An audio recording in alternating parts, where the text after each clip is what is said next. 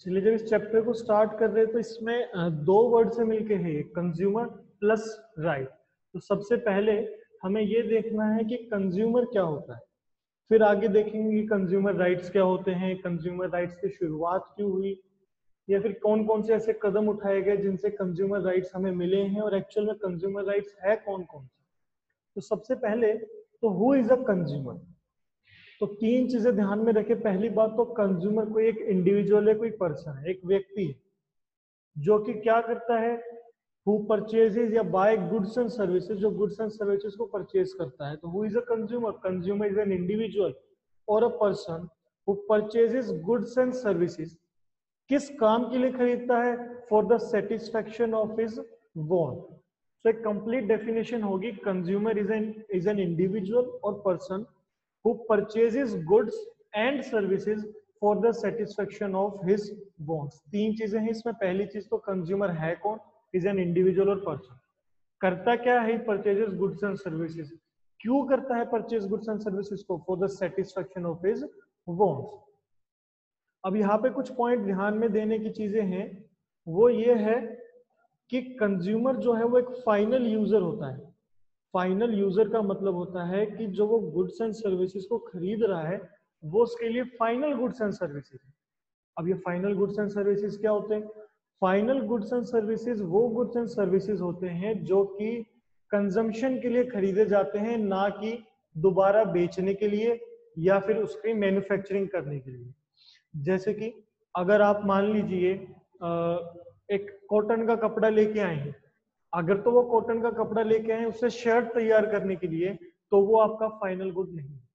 लेकिन अगर आप वो कॉटन का कपड़ा लेके आए हैं डायरेक्ट यूज करने के लिए, कंजम्पशन के लिए, तो वो फाइनल गुड्स कहलाएगा।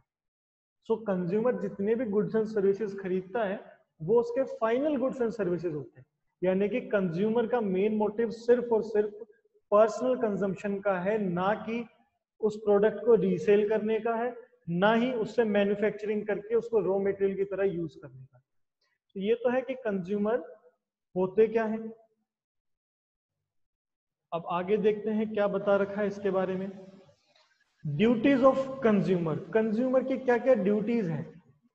एज ए कंज्यूमर हम सिर्फ ये सोचते हैं कि हमारा काम है गुड्स एंड सर्विसेज को खरीदना, बट एज ए कंज्यूमर हमारी और भी बहुत सी ड्यूटीज होती है। हमें एक जागरूक कंज्यूमर बनना होता है।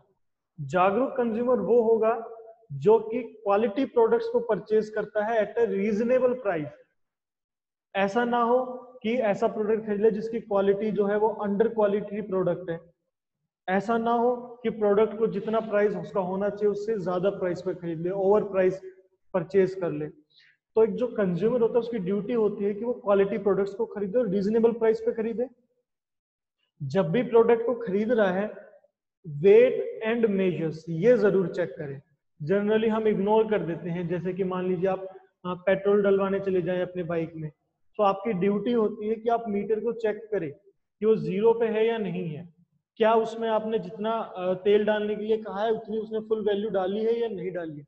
कई कंज्यूमर इस चीज को इग्नोर कर देते हैं, पर ये हमारी ड्यूटी होती है। Read the label carefully. Her product में एक लेबल लगा होता है जिसमें उसके बारे में इंफॉर्मेशन मिलती है कि किस किस चीजों से वो मिलके बना है, क्या उसकी एक्सपायरी डेट है। ये चीजें बहुत जरूरी है ध्यान रखनी। अब हम लोग पता नहीं इस चीज को ध्यान रखते हैं या नहीं। जैसे हम कुछ खाने पीने की चीज लेके आते हैं, कई बार उसकी एक्सपायरी डेट नहीं देखते, जबकि वो देखना जरूरी है। एज ए कंज्यूमर हमारी ड्यूटी है। किसी भी प्रोडक्ट को अगर परचेज कर रहे तो उसका बिल लेना, अगर उसके साथ कुछ वारंटी मिल रही है तो वारंटी कार्ड लेना, ये दोनों चीजें लेना भी कंज्यूमर की ड्यूटी है। शॉपिंग केयरफुली एंड वाइसली, ये आपका इस पॉइंट से जुड़ा हुआ है। केयरफुली यानी ये देखना कि क्वालिटी प्रोडक्ट है या नहीं, वाइजली मतलब सही प्राइस पे उस चीज को खरीदना। Understanding the terms of sales, सामान बेचते वक्त कुछ टर्म्स एंड कंडीशंस रखी जाती हैं। जैसे कि मान लीजिए हम कोई सामान खरीद के लाए तो टर्म एंड कंडीशन ये रख देते हैं कि आपको 1 साल तक अगर कोई भी दिक्कत आएगी तो हम आपकी वो समस्या आके दूर करके जाएंगे। अब वो दिक्कत कौन सी होगी, किस किस चीज को वो इंक्लूड कर रहा है, इस किस्म के बहुत से टर्म्स एंड कंडीशंस होते हैं जिसे समझना जरूरी होता है। Reading and following instructions, products के साथ कुछ इंस्ट्रक्शंस दिए होते हैं कि उस चीज को कैसे यूज करना है। जैसे कि मान लीजिए अगर आप कोई दवाई लेके आते हैं तो दवाई में लिखा होता है कि इस दवाई को दिन में 2 बार लेना है या 2 टैबलेट लेनी है। तो जो भी इंस्ट्रक्शन उसके साथ में लिखी गई है उसे फॉलो करना बहुत जरूरी होता है। तो ये हमारी ड्यूटीज एज अ कंज्यूमर के तौर पे हमें क्या क्या काम करने चाहिए।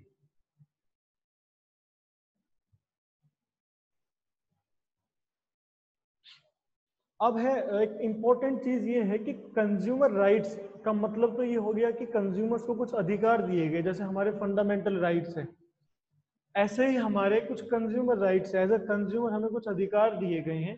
तो पहली चीज ये आती है कि हमें इन अधिकारों की जरूरत क्यों पड़ी। तो इन अधिकारों की जरूरत इसलिए पड़ी क्योंकि कंज्यूमर एक्सप्लॉयटेशन होता था।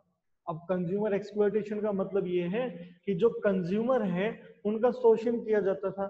अब क्या है कि बिजनेस जैसे जैसे बढ़े वैसे वैसे गुड्स बहुत ज्यादा बढ़ गए। अब गुड्स बढ़ने के कारण क्या हो गया, बहुत सी ऐसी प्रैक्टिसेस शुरू हो गई जिनसे कंज्यूमर का एक्सप्लॉयटेशन शुरू होने लग गया। जैसे कि आप देखते हैं जैसे प्रोडक्ट्स बढ़े तो कंपटीशन बढ़ गया। जब कंपटीशन बढ़ता है तो प्रोड्यूसर्स के बीच में होड़ मच जाती है कि मेरा प्रोडक्ट ज्यादा बिके, मेरा प्रोडक्ट ज्यादा बिके। तो उसके लिए एडवर्टीजमेंट्स करते हैं। आप एडवर्टीजमेंट्स देखते हैं टीवी में, न्यूज़पेपर में, मैगजीन्स में। अब कई एडवर्टीजमेंट्स ऐसी हैं जो कि झूठी एडवर्टीजमेंट्स करते हैं। अब झूठी एडवर्टीजमेंट देख के जो आम कंज्यूमर है वो उससे अट्रैक्ट हो जाता है, इंड्यूस हो जाता है, मोटिवेट होता है कि भाई ये प्रोडक्ट तो बहुत अच्छा है, मैं इसको जाके परचेज करूंगा। और एक्चुअल में हो सकता है वो प्रोडक्ट वैसा ना हो। सो ये भी एक एक्सप्लॉयटेशन का जरिया है। सो इन एक्सप्लॉयटेशंस को दूर करने के लिए कंज्यूमर राइट्स की शुरुआत की गई थी। अब एक्सप्लॉयटेशन किस किस फॉर्म में हो सकती है, ये इस चैप्टर का इंपॉर्टेंट पॉइंट है। किस किस फॉर्म में एक्सप्लॉयटेशन हो सकती है, कंज्यूमर का शोषण किस किस टाइप से करता है प्रोड्यूसर या सेलर। पहला पॉइंट है आपका, जब करेक्ट वेट ना किया जाए प्रोडक्ट का। यानी कि मान लीजिए,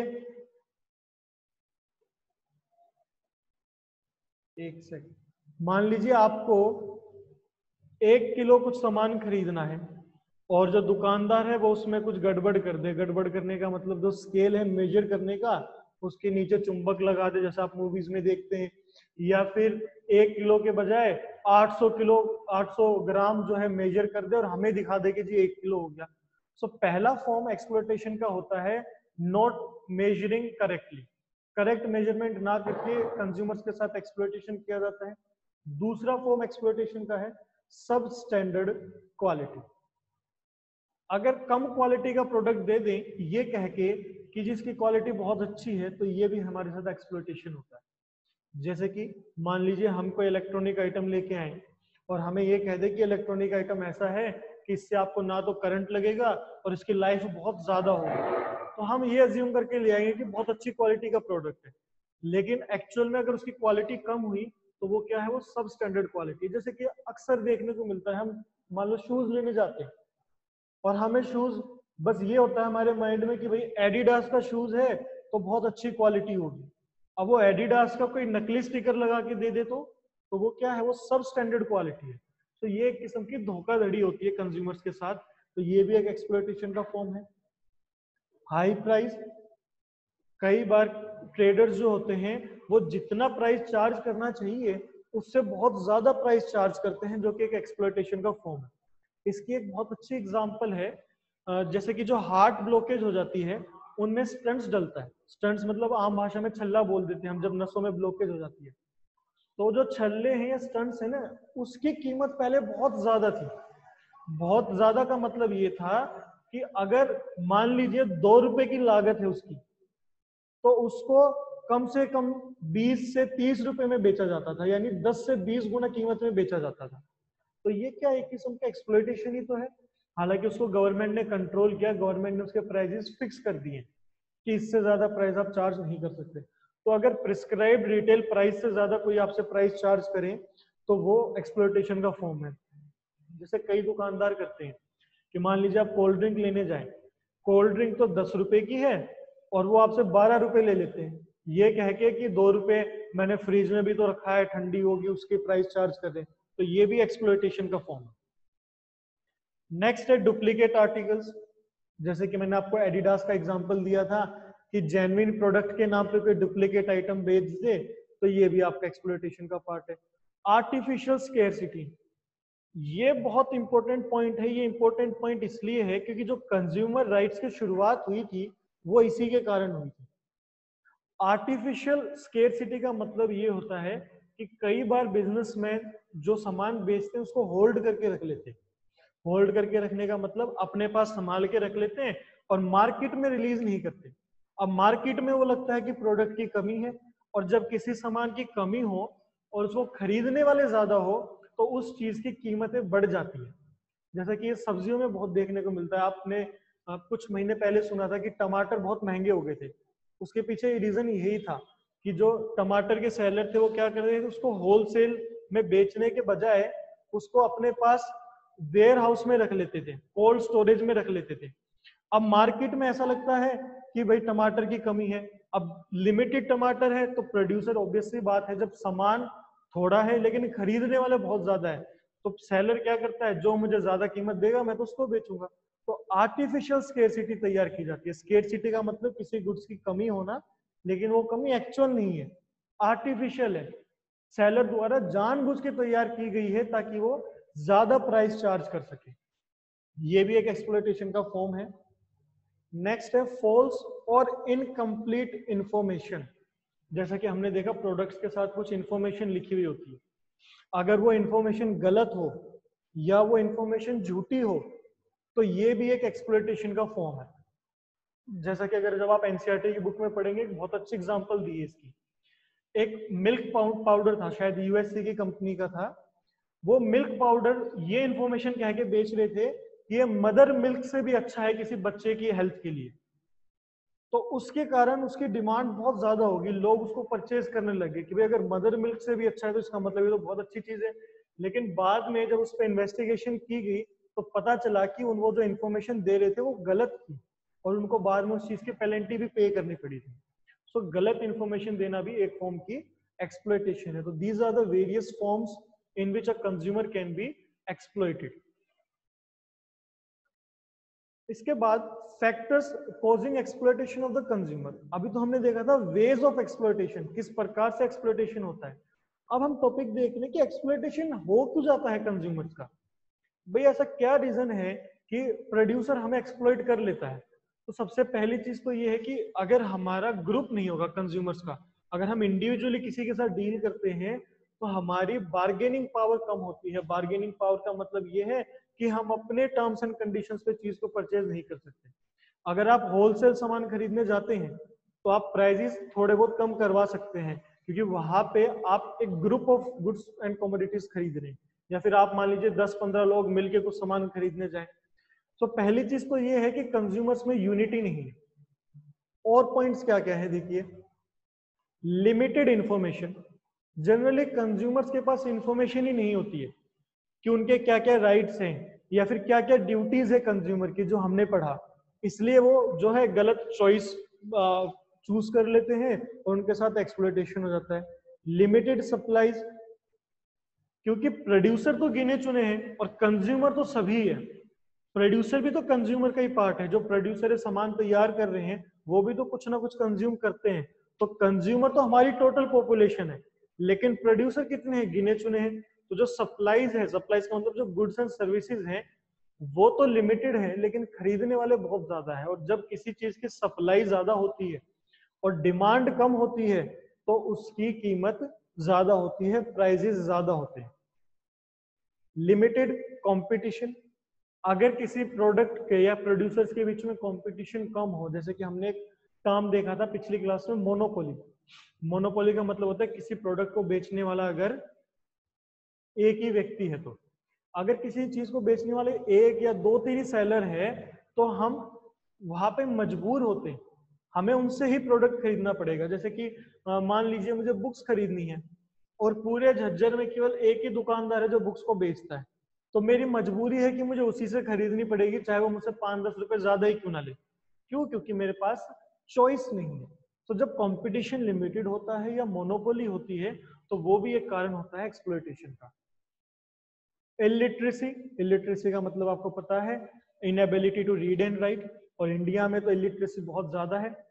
इंडिया में बहुत से लोग ऐसे हैं जो अनपढ़ है, पढ़ लिख नहीं सकते, तो जो पढ़ लिख नहीं सकते तो जैसा उसको सेलर बता देता है वो उसी बात पे विश्वास कर लेता है, टर्म्स एंड कंडीशंस इंफॉर्मेशन को रीड नहीं करता, जिसके कारण उसके साथ एक्सप्लॉयटेशन हो जाता है। तो ये है फैक्टर्स जिनके कारण एक्सप्लॉयटेशन कंज्यूमर्स के साथ होता है। फिर है कंज्यूमर मूवमेंट। कंज्यूमर मूवमेंट क्या है? कंज्यूमर मूवमेंट बेसिकली एक ऐसी मूवमेंट है जो कंज्यूमर एक्सप्लॉयटेशंस को दूर करने के लिए शुरू की गई। जैसे आप देखते हैं अगर कुछ भी गलत होता है तो लोग एक मूवमेंट करते हैं, एक रेवोल्यूशन लेके आते हैं ताकि उस चीज के बारे में सबको पता चले और उस गलत चीज को ठीक किया जा सके। जैसे कि जब हमारे साथ ब्रिटिशर्स का राज था हमारे ऊपर, तो बेसिकली गलत था, तो क्या कर रहे थे हमारे इंडिया वाले? मूवमेंट्स लेके आ रहे थे। आपने अलग अलग मूवमेंट सुनी होगी, स्वदेशी मूवमेंट, इसके सबसे बहुत सी मूवमेंट्स हैं। तो जब कंज्यूमर एक्सप्लॉयटेशन बहुत ज्यादा होने लग गया तो कंज्यूमर्स की मूवमेंट शुरू हुई थी। तो मेनली क्या रीजन था कंज्यूमर की मूवमेंट होने के पीछे? पहला, dissatisfaction of the consumer as many unfair practices were being indulged in by the seller. क्योंकि कंज्यूमर्स थे वो सेटिस्फाइड नहीं थे, डिससेटिस्फाइड थे। डिससेटिस्फाइड इसलिए थे क्योंकि एक्सप्लॉयटेशन बहुत ज्यादा हो रहे थे, बहुत सी ऐसी प्रैक्टिसेस का सेलर कर रहा था जो कि गलत थी। दूसरा, क्योंकि कोई भी एक ऐसा लीगल सिस्टम नहीं था जिसमें कंज्यूमर्स को प्रोटेक्शन मिल सके, या फिर जो प्रोड्यूसर्स हैं, सेलर्स हैं, उनको कुछ पनिशमेंट दी जा सके। यानी कि लोगों को पता भी चल जाता था कि हमारे साथ एक्सप्लॉयटेशन हो रहा है, तो भी वो चाह के कहीं पे केस नहीं कर सकते थे, क्योंकि ऐसा कोई कानूनी स्वरूप था ही नहीं उस चीज को दूर करने का। अब है कि ये जो एक्सप्लॉयटेशन है इससे कैसे बचा जा सकता है, या कंज्यूमर मूवमेंट में क्या क्या चीजें इंक्लूड हुई थी। सो फर्स्ट पॉइंट है प्रोवाइडिंग कंज्यूमर एजुकेशन। लोगों को कंज्यूमर राइट्स के बारे में बताया जाए कि क्या क्या वेज है एक्सप्लॉयटेशन के। जैसे अभी आप कंज्यूमर एजुकेशन अवेल कर रहे हैं, अब आप जब भी गुड्स खरीदने जाएंगे आप देखेंगे उसमें क्या टर्म्स एंड कंडीशंस लिखी है, उसका एक्सपायरी डेट क्या है। आपको पता होगा कि अगर आपके साथ एक्सप्लॉयटेशन किया जा रहा है तो आप क्या कदम उठा सकते हैं आगे। प्रोवाइडिंग कंज्यूमर प्रोटेक्शन, कंज्यूमर को प्रोटेक्शन प्रोवाइड करवाया जाए, इसके लिए भी कंज्यूमर मूवमेंट शुरू की गई थी ताकि गवर्नमेंट के ऊपर प्रेशर बनाया जा सके, वो एक ऐसा लीगल सिस्टम तैयार करे जिसमें जो अनफेयर प्रैक्टिस में इन्वॉल्व है उनके ऊपर केस किया जा सके, उनको कानूनी सजा दी जा सके। प्रोग्राम्स तैयार किए जाए कंज्यूमर प्रोटेक्शन के। पब्लिक ओपिनियंस, लोगों की राय ली जाए, क्योंकि जो कंज्यूमर है वो पब्लिक का ही पार्ट है। कंज्यूमर को गाइडेंस दी जाए अगर उनके साथ एक्सप्लॉयटेशन है। आज ऐसे फॉर्म्स अवेलेबल है जो कंज्यूमर फॉर्म्स के नाम से जाने जाते हैं, यानी अगर आप के साथ मान लीजिए एक्सप्लॉयटेशन हो जाता है और आपको पता नहीं है आगे क्या कानूनी कार्रवाई करनी चाहिए, तो आप उन कंज्यूमर फॉर्म्स में जाके गाइडेंस ले सकते हैं। वहां पे एक्सपर्ट्स होते हैं जो आपको बताते हैं कि आपको क्या क्या काम करना चाहिए। मार्केटिंग सिस्टम, जो कि एक अनफेयर मार्केटिंग सिस्टम है, उसके खिलाफ लड़ने के लिए, कंज्यूमर अवेयरनेस करने के लिए, इन कामों के लिए कंज्यूमर मूवमेंट की शुरुआत की गई थी। यहाँ पे बताया गया कि कंज्यूमर मूवमेंट की शुरुआत हुई कैसे, specially in India. So India में कंज्यूमर मूवमेंट की शुरुआत होते होते बहुत ज्यादा समय लग गया था। मेनली इसकी शुरुआत की गई थी, अगर वन मार्क क्वेश्चन तो आएगा नहीं, वन मार्क्स क्वेश्चन में क्या आएगा, लेकिन वैसे जनरली मेन ऑब्जेक्टिव को अगर आपसे पूछ ले कि कंज्यूमर मूवमेंट का क्या है, तो आप बताएंगे to protect and promote the interest of consumer against unethical and unfair trade practice. इसकी शुरुआत कब हुई थी? इसकी शुरुआत हुई थी 1960s में। 1960s में जो हमने अभी पॉइंट पढ़ा था, आर्टिफिशियल स्केरसिटी। आर्टिफिशियल स्केरसिटी बहुत ज्यादा करने लग गए थे लोग। रैम्पेंट फूड शॉर्टेज हो गई थी, मतलब जो फूड आइटम्स है उनकी कमी होने लग गई थी, क्योंकि उनको उनकी होर्डिंग्स करते थे। होर्डिंग्स का मतलब होता है चीजें अपने पास होल्ड करके रख लेना। Black marketing, black marketing, hoarding, rampant food shortages एक ही चीजें हैं। मैं आपको एक करंट सिनेरियो में बताता हूँ क्या होता है। देखिए, सर्दियों के टाइम पे गैस सिलेंडर की डिमांड बहुत ज्यादा होती है। अब तो गैस सिलेंडर आपके क्या है, पूरा एक अकाउंट है, अकाउंट के साथ कनेक्टेड है, तो आप लिमिटेड गैस सिलेंडर ही ले सकते हैं। पहले ऐसा सिस्टम नहीं था। तो जितने भी गैस सप्लायर थे, जैसे इंडियन है, एचपी है, क्या करते थे सर्दियों के टाइम पे, मान लीजिए इनके पास गोदाम में 100 सिलेंडर रखे हैं, तो ये 100 में से केवल और केवल 50 या 60 बाहर दिखाते थे लोगों को। यानी ये दिखाते थे कि हमारे पास केवल 50 से 60 सिलेंडर है बेचने के लिए। ये क्या है, आर्टिफिशियल शॉर्टेज है, इसे बोलते हैं होर्डिंग। बाकी के जो सामान उन्होंने रख लिए वो होर्ड कर लिए। अब जो बाकी के 50 सिलेंडर बच गए उसको क्या करते हैं, उसको ब्लैक में बेचते हैं। अब ब्लैक में बेचने का फायदा ये है कि ब्लैक में जो चीज बेची जाती है उसमें प्राइजेस ज्यादा चार्ज करते हैं। यानी कि अगर आप देखते हैं कई बार जो हमें सिलेंडर लेना भी पड़ जाता है सर्दियों में, या आप देखते हैं मान लो घर में कोई प्रोग्राम हो, शादी हो किसी की, तो हमें ब्लैक में सिलेंडर खरीदना भी पड़ जाता है, हालांकि गलत चीज है। तो मान लीजिए 500-600 का सिलेंडर है तो वो 900-1000 रुपए तक में बेचते हैं। तो इसमें सेलर को तो फायदा हो गया 400 से 500 रुपए का। तो वो इस फायदे को उठाने के लिए क्या करते हैं, आर्टिफिशियल शॉर्टेज क्रिएट कर देते थे। ये चीजें बहुत ज्यादा पॉपुलर थी 1960s में। Adulteration of food, adulteration of food का मतलब है कि खाने की चीजों में ना कुछ मिलावट कर देना। जैसे दिवाली के टाइम पे मिठाइयों की डिमांड बहुत ज्यादा होती है, तो मिठाइयों में क्या कर देते हैं, कुछ मिलावट कर देते हैं, उसे बोलते हैं अडल्ट्रेशन ऑफ फूड। तो ये मेन रीजन थे जिसके कारण कंज्यूमर मूवमेंट की शुरुआत हुई 1960 में। यानी कि लोगों ने एक अपना ग्रुप्स बनाना शुरू किया, लोगों को जागरूक करना शुरू किया। बट एक कंज्यूमर ऑर्गेनाइजेशन जो है वो 1970 के बाद शुरू हुई। यानी 10 साल तक तो ये लोगों को बताते ही रहे कि भाई ये चीजें गलत हैं, इनको लोगों को जागरूक होना चाहिए इसके बारे में। 1986 में सबसे बड़ा कदम उठाया गया था कंज्यूमर राइट्स या कंज्यूमर प्रोटेक्शन के लिए। वो ये था कि एक एक्ट बनाई गई थी गवर्नमेंट ने, कंज्यूमर प्रोटेक्शन एक्ट 1986, जिसे शॉर्ट में कोपरा बोलते हैं। सबसे बड़ा कदम ये था, यानी इससे पहले तक जितने भी काम हो रहे थे वो एक ऑर्गेनाइज्ड फॉर्म में नहीं हो रहे थे, या फिर उसमें गवर्नमेंट का एक लीगल सिस्टम फॉलो नहीं था। जब 1986 में कंज्यूमर प्रोटेक्शन एक्ट आ गया तो एक लीगल सिस्टम बन गया। कंज्यूमर प्रोटेक्शन एक्ट ने रूल्स एंड रेगुलेशंस डिफाइन कर दिए कि सेलर को क्या क्या काम करने चाहिए, क्या क्या काम नहीं करने चाहिए, अगर वो गलत काम कर रहे तो उनको क्या क्या सजा मिल सकती है, कंज्यूमर्स के पास क्या राइट्स हैं और कंज्यूमर्स कैसे जस्टिस अवेल कर सकते हैं। ये सारी चीजें कंज्यूमर प्रोटेक्शन एक्ट से पता चली। कंज्यूमर प्रोटेक्शन एक्ट के बारे में आपको बताया गया है यहाँ पे कि 1986 में आई थी, जिसको शॉर्ट में कोपरा कह देते हैं। पार्लियामेंट ऑफ इंडिया ने एनेक्ट की थी। मेन रीजन वही था कि जो इंटरेस्ट है कंज्यूमर्स का उसे प्रोटेक्ट किया जाए। अब इसमें आगे और भी काफी चीजें जुड़ती रहती है, जैसे RTI, right to information act, इसके बारे में आगे पढ़ेंगे। ये चीजें जुड़ी है। ये बताता है कि जस्टिस कैसे ली जा सकती है अगर कोई आपके साथ गलत काम कर रहा है, एक्सप्लॉयटेशन कर रहा है। तो 3 टायर जुडिशियल सिस्टम, इसके बारे में भी आगे पढ़ेंगे।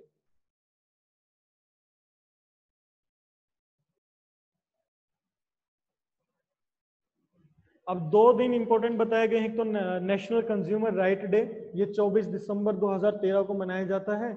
और जो वर्ल्ड कंज्यूमर राइट डे है, नेशनल कंज्यूमर राइट डे तो मतलब इंडिया का, वर्ल्ड कंज्यूमर राइट डे 15 मार्च का। ये डेट बस याद कर लें, बाकी ज्यादा कुछ आपकी इसमें इंपॉर्टेंट नहीं है।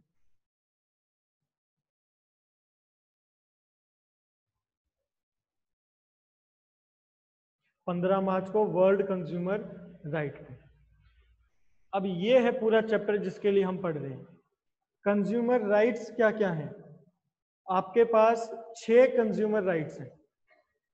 Right to safety, right to choose, right to information, right to seek redressal, right to information and right to consumer education. एक एक करके इसको देखते हैं। राइट टू सेफ्टी, कंज्यूमर का अधिकार है कि वो प्रोडक्ट्स जो खरीद रहा है उन प्रोडक्ट से उसे कोई भी नुकसान ना हो, वो सेफ रहे। अगर कोई सेलर ऐसा सामान बेचता है जिससे उनकी सेफ्टी पे नुकसान होता है तो वो बेसिकली कंज्यूमर का एक्सप्लॉयटेशन कर रहा है, और फिर कंज्यूमर उसके खिलाफ केस कर सकता है। जैसे आपके एनसीईआरटी की बुक में एक एग्जांपल दिया है कि एक कोई लड़का है, वो टॉन्सल्स का ऑपरेशन करवाने चला गया, गले में टॉन्सल्स होते हैं, टॉन्सल्स का ऑपरेशन करवाने चला गया। तो टॉन्सल्स का ऑपरेशन करने के लिए ना पहले एनेस्थीसिया देते हैं ताकि वो होश में ना रहे। तो जो डॉक्टर था उसने एनेस्थीसिया अच्छे से नहीं दिया, जिसके कारण वो बिल्कुल बेहोश नहीं हुआ, उसके कुछ सेंसेस थे। जब ऑपरेशन करते हैं तो बहुत ज्यादा दर्द होता है, अगर वो इंसान सेंसेस में रहे तो हो सकता है उसके मेंटली इफेक्ट पड़े। तो वो सेंसेस में नहीं था, तो जब ऑपरेशन हुआ तो उससे उसके मेंटल इफेक्ट हुआ बहुत ज्यादा, और वो बाद में मेंटली डिस्टर्ब्ड हो गया। तो वो क्या था, उसको राइट टू सेफ्टी का जो राइट था उसे निग्लेक्ट कर दिया, उसको ऐसी सर्विसेज दी जिससे वो सेफ नहीं है।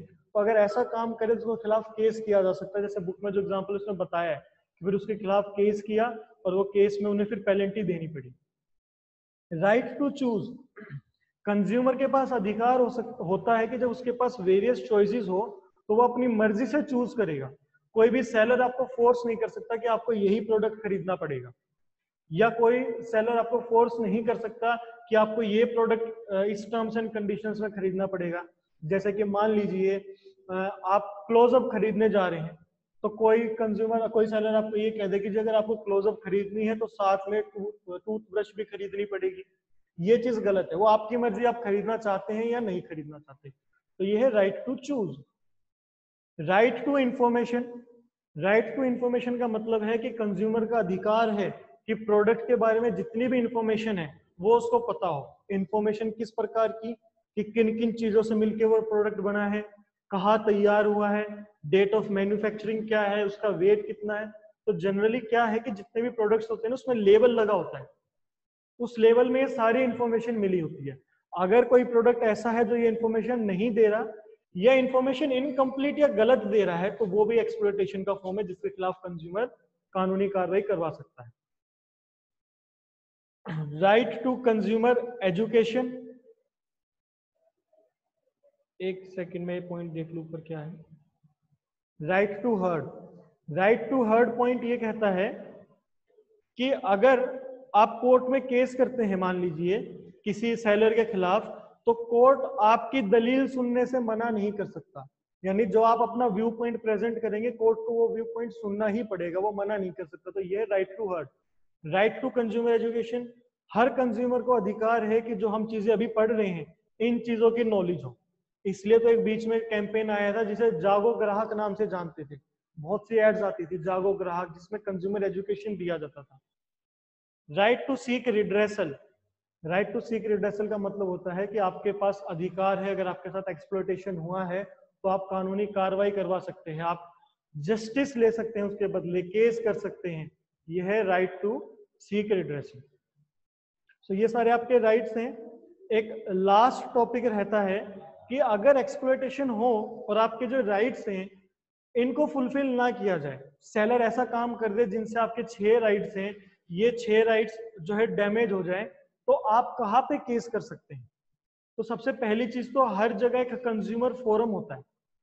कंज्यूमर फोरम में ऐसे एक्सपर्ट्स बैठे होते हैं, बेसिकली गवर्नमेंट के अंडर कंट्रोल होता है, जो आपको गाइड करता है। यानी कि मान लीजिए आपके साथ कुछ भी गलत चीज करता है कोई सेलर, तो आप कंज्यूमर फोरम में जाके डिस्कस कर सकते हैं कि जी मेरे साथ ये गलत हुआ है, तो वो आपका सारा काम बताएंगे। इनफैक्ट कई बार ये होता है कि जो केस होगा वो भी कंज्यूमर फोरम कर देता है आपके पॉइंट ऑफ व्यू से, और वकील भी कंज्यूमर फोरम खुद अपॉइंट करता है, और ये सारी सर्विसेज फ्री ऑफ कॉस्ट दी जाती है।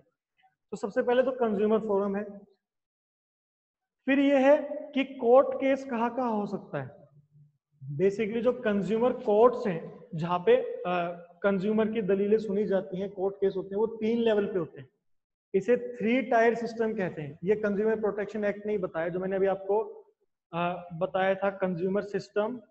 एक सेकंड में एक बार बैक वाले पेज पे लेके जा रहा हूँ, मैं इस पॉइंट की बात कर रहा हूँ, मैं अंडरलाइन करूँ एक बार।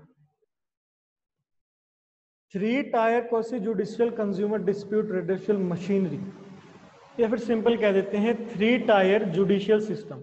यानी कंज्यूमर कहाँ जस्टिस ले सकता है, उसके 3 लेवल है, district level, national level and state level. इसको डिस्कस करेंगे, लास्ट टॉपिक है हमारा।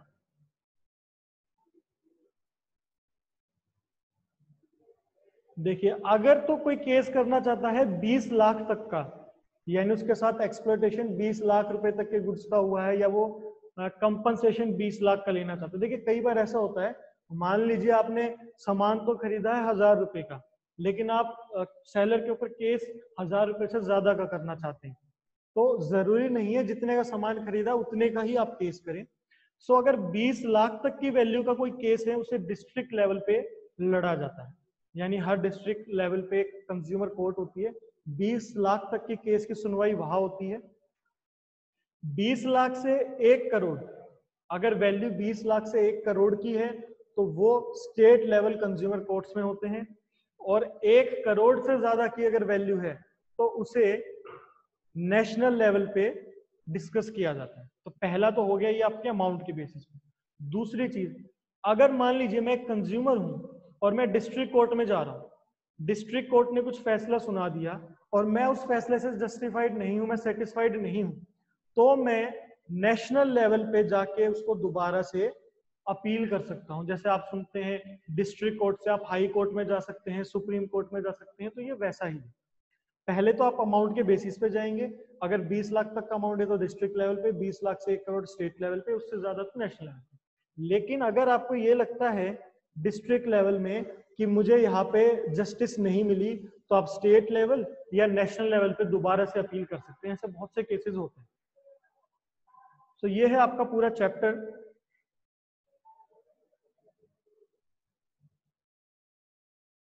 इतना ही चैप्टर था आपका, इसके साथ आपका इकोनॉमिक्स का सिलेबस कंप्लीट होता है।